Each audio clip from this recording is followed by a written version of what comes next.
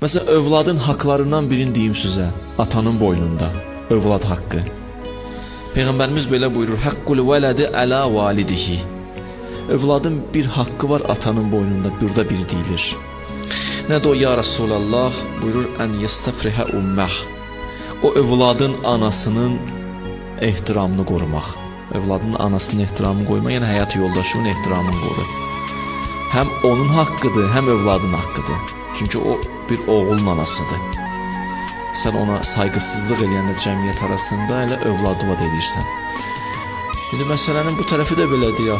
Qadınlar deyək ki, indi qutardı bu mövzunu götürüb paylaşacaq bəzi xanımlar. Mən yaxşı olar ki, kişiləri də özümü tuturam. Sizin haqqınızı biz nə qədər danışmışam. Siz paylaşın da bunları. Siz aktiv deyilsiniz məsələlərdə. Amma bəzi xanımlar maşallah özlərinə lazım olan mövzunu baxırsan bütün sosial şəbəkə onunladır. Yaxşı eləyirlər paylaşır.